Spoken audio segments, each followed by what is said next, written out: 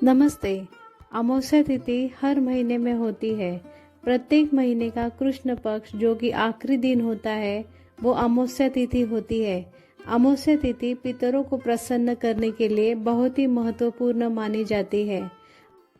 आज के समय में हर घर में लोग पितृदोष से परेशान हैं।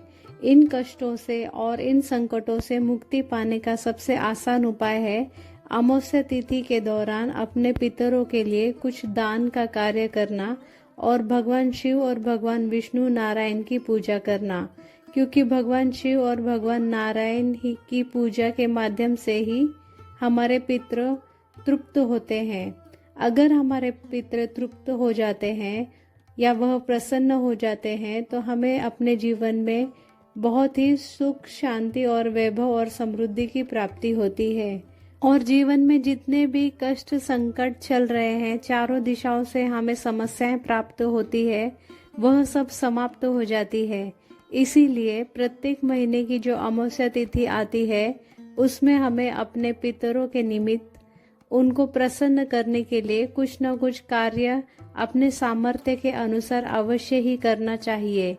इस साल 2024 की जो मार्गशीर्ष मास की अर्थात अगहन मास की जो अमावस्या है वह बहुत ही महत्वपूर्ण मानी जा रही है। सबसे पहले हम ये देखते हैं कि अमावस्या तिथि प्रारंभ कब हो रही है। तो देखिए, मार्गशीर्ष मास की जो अमावस्या तिथि है वह 30 नवंबर के दिन शनिवार की सुबह 10:29 से अर्थात लगभग 10:30 बजे से अमावस्या तिथि प्रारंभ होने वाली है। यह अमावस्या तिथि अगले दिन 1 दिसंबर को अर्थात रविवार को सुबह 11:50 तक रहेगी। उसके पश्चात जो प्रतिपदा तिथि प्रारंभ होगी अर्थात मार्गशीर्ष मास का शुक्ल पक्ष प्रारंभ होने जा रहा है। इसलिए इस बार जो मार्गशीर्ष मास की जो अमावस्या तिथि है वो 2 दिन तक मनाई जा रही है। 30 नवंबर के दिन शनिवार को और 1 दिसंबर के दिन रविवार को। 1 दिसंबर को स्नान दान की अमावस्या मनाई जाएगी और 30 नवंबर को क्योंकि शनिवार है इसीलिए शनि अमावस्या मनाई जाएगी। शनि अमावस्या जो होती है वह बहुत ही महत्वपूर्ण मानी जाती है। इसमें हम हमारे पितरों को प्रसन्न करने के लिए भगवान शिव और भगवान नारायण की कृपा दृष्टि पाने के लिए और शनि देव की प्रसन्नता के लिए, अगर आपकी कुंडली में शनि का कष्ट चल रहा है, शनि की 7.5 चल रही है या और कोई दोष चल रहा है तो सभी की शांति के लिए जो शनि अमावस्या होती है वो बहुत ही महत्वपूर्ण मानी जाती है। इसीलिए इस साल मार्गशीर्ष या अगहन मास की जो अमावस्या तिथि है वो महत्वपूर्ण मानी गई है।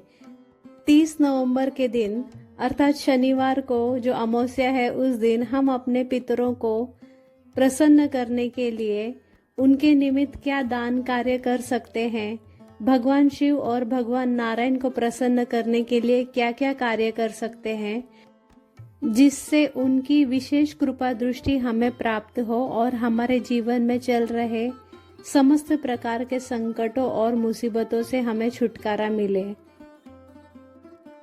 30 नवंबर से जो अमावस्या प्रारंभ हो रही है और जो 1 दिसंबर को 11:50 पर समाप्त होगी, हमें प्रयत्न करना चाहिए कि हम किसी के घर का अन्न ग्रहण ना करें। अमावस्या तिथि में दान अवश्य करें।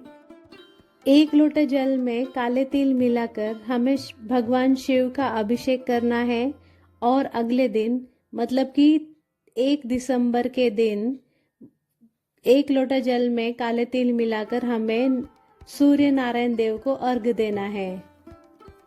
इस प्रकार हमें तिल मिश्रित जल से भगवान शिव और भगवान नारायण का अभिषेक करना है और अगले दिन इसी तिल मिश्रित जल से अगले दिन सूर्य देवता को भी अर्घ्य देना है।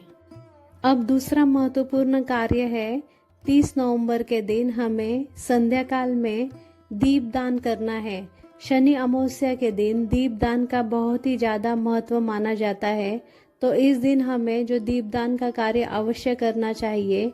इस दिन हमें 11 दीपक को तैयार करना है अब हम आगे की वीडियो में जानेंगे ये जो हमने 11 दीपक तैयार किए हैं वो कहाँ कहाँ दान करने हैं।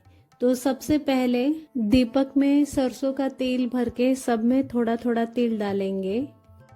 दीप प्रज्वलित करने के पहले आपको सबसे पहले संकल्प लेना होगा, जिसमें आपको हाथ में थोड़ा सा जल लेकर भगवान से प्रार्थना करनी होगी कि हे गौरी शंकर लक्ष्मी नारायण, मेरे जीवन में जो भी समस्त परेशानी और कष्ट चल रहे हैं उनसे मुक्ति पाने के लिए इस मार्गशीर्ष मास के शनिवार की अमावस्या के दिन मैं 11 दीप दान करूंगी या फिर करूंगा।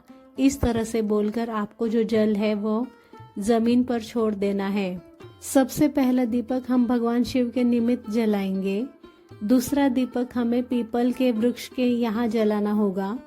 तीसरा दीपक हम शमी के वृक्ष के यहाँ जलाएंगे और चौथा दीपक है वो हनुमान जी के मंदिर में जलाएंगे। पांचवा दीपक हम शनि मंदिर में जलाएंगे। छठवां दीपक हमें गंगा माँ के निमित्त जलाना होगा।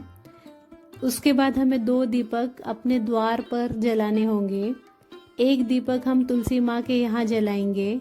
पितरों के निमित्त हमें 1 दीपक जलाना होगा। उसके बाद आकाश दीपदान के लिए 1 दीप जलाना होगा। पितरों के निमित्त जो हम दीपक जलाएंगे उसकी लौ दक्षिण दिशा की ओर होनी चाहिए और जो मुख्य द्वार पे जो 2 दीपक जलाएंगे वो दोनों ही साइड में 1-1 दीपक जलाना है और दोनों ही दीपक की जो लौ है वो घर के अंदर की तरफ होनी चाहिए। इस प्रकार घर के मुख्य द्वार पर 2 दीपक जलेंगे। अब मान लीजिए किसी कारणवश आप शनि मंदिर या फिर हनुमान मंदिर नहीं जा पा रहे हैं तो उनका स्मरण करके उनके निमित्त आप वह दीपक अपने घर के छत पर जला सकते हैं। तो इस प्रकार संकल्प करके हम जब 11 दीपदान करते हैं तो निस्संदेह हमारे जीवन में चल रहे समस्त कष्ट और परेशानियां और मुसीबतें सबको राहत मिलेगी और हमारे पितृगण जो है वो अत्यंत प्रसन्न होंगे। आइए अब जानते हैं कि 1 दिसंबर रविवार के दिन हमें क्या क्या करना है। 1 दिसंबर के दिन हमें सबसे पहले जल में काला तिल मिलाकर सूर्य नारायण को अर्घ देना है और भगवान शिव और भगवान श्री हरि नारायण को भी जल में काला तिल मिलाकर अर्घ देना है। उसके बाद हमें दान करना है।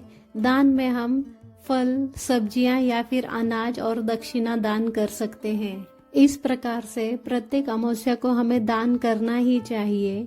इससे हमारे पितर प्रसन्न होते हैं और जो भी कुछ दक्षिणा होती है वो दक्षिणा भी हमें दान करनी चाहिए।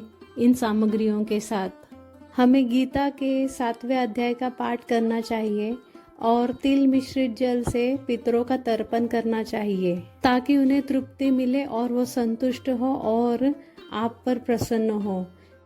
इस तरह से पितरों का तर्पण और पूजा पाठ कर कर हम 30 नवंबर शनिवार को और 1 दिसंबर रविवार को पितरों की विशेष कृपा दृष्टि प्राप्त कर सकते हैं और भगवान शिव और भगवान नारायण की भी विशेष कृपा दृष्टि प्राप्त कर सकते हैं और हमारे जीवन में चल रहे समस्त प्रकार के कष्टों और संकटों को दूर कर सकते हैं। अगर आपको ये वीडियो यूजफुल लगा हो तो प्लीज़ लाइक एंड शेयर करिए और मेरे चैनल को सब्सक्राइब करिए। Thank you.